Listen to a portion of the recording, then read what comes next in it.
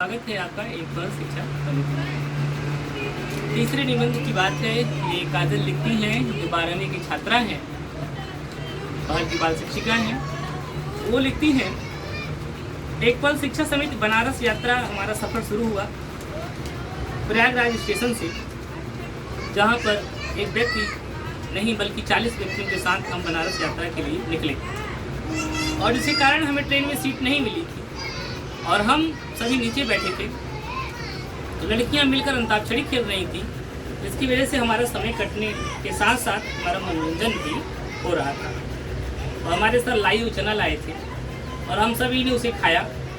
फिर अब शुरुआत हुआ बनारस के स्टेशन से, जहां पर शिवम भैया के पिताजी लिफ्ट पर गिरने से बच गए। चाचा जी के घर का सफर। फिर हम पहुंचे चाचा जी के घर। वहाँ हमारी पहचान चाचा जी के साथ कराई गई और चाचा जी ने बेल का जूस दिया। फिर हमारी पहचान एक ऐसे व्यक्ति से हुई जो 1 वर्ष के लिए मौन व्रत थे। उन्हें देखकर बड़ा आश्चर्य हुआ कि कोई व्यक्ति कैसे मौन रख सकता है, क्योंकि एक ऐसी दुनिया जहाँ बिना बोले कोई रह नहीं सकता, क्योंकि हम सब हर एक सेकंड बोलकर पाप करते हैं और उन्हें देखकर हमें बड़ा गर्व होता है। फिर सबसे पहले हम गए अन्नपूर्णा मंदिर, उन्हें भोजन किया। फिर काशी विश्वनाथ की चर्चा करती हैं ये।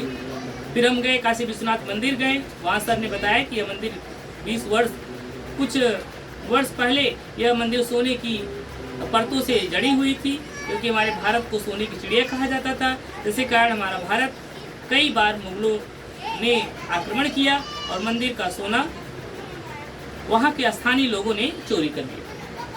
जैसे अब काशी विश्वनाथ मंदिर पर केवल ऊपरी जगह पर केवल सोना लगा है। फिर हम गए काल भैरव मंदिर और वहाँ दर्शन किया। फिर शुरू हुआ घाटों की यात्रा। कुछ घाटों के नाम मणिकर्णिका घाट, दशमेश घाट, 80 घाट, पंचगंगा घाट, 84 घाट। मणिकर्णिका घाट के बारे में लिखती हैं, मणिकर्णिका घाट के बारे में हमारे सर ने बताया था कि शिव जी की पत्नी सती के कान का कुंडल यहाँ गिरा था, जिसके कारण मणिकर्णिका घाट कहा जाता है। 80 घाट बारे में लिखती हैं, 80 घाट में आरती के बाद दर्शन किया, मन बड़ी शांति प्राप्ति हुआ। उसके बाद रानी लक्ष्मीबाई के जन्म स्थान पर गए। वहाँ पर रानी लक्ष्मीबाई के बारे में पता चला कि वह संकट के समय भागी नहीं बल्कि डटकर गोरों अर्थात अंग्रेजों से लड़ाई की। फिर हम चाचा जी के घर गए और वहाँ चाचा जी ने खाना बनाया था। फिर हम लोग पूरी बनाए और हम सब लोगों ने भोजन किया। दूसरे दिन हम चाचा जी के घर से उनका आशीर्वाद लेकर निकले।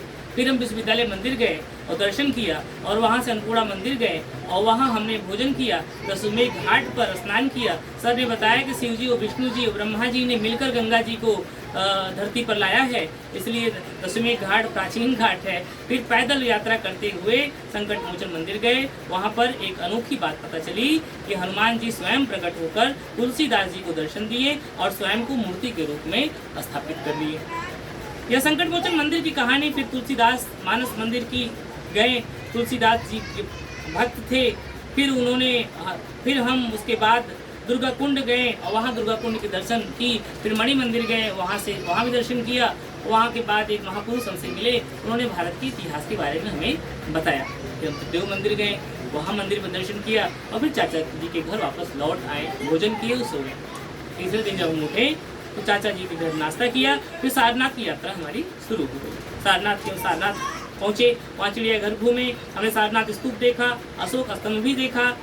हमारे भारत का इतिहास को देखकर बड़ा आनंद हुआ। उसके बाद सारनाथ मुख्य मंदिर गए, वहाँ पर हमने बुद्ध जी की मूर्ति के दर्शन प्राप्त हुए। सारनाथ बुद्ध के बारे में हमारे सर ने बताया कि बुद्ध जी एक पेड़ को 7 दिन तक लगातार बिना पलक झपकाए देखते रहे। उन्होंने देखा, जिसके द्वारा उनको ज्ञान प्राप्त हुआ।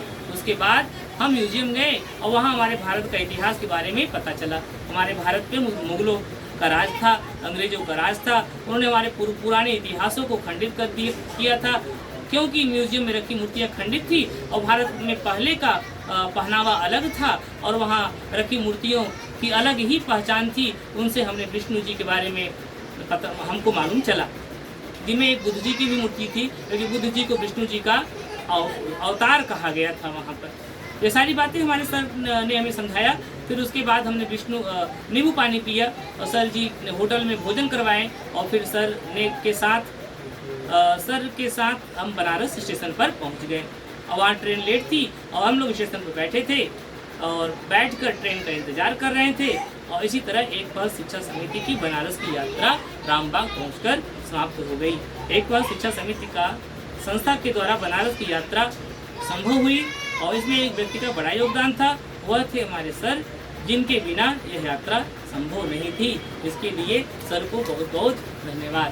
ये काजल 12वीं क्लास की छात्रा हैं जिन्होंने बनारस की यात्रा पर इन्होंने अपनी छोटी सी बात लिखी है।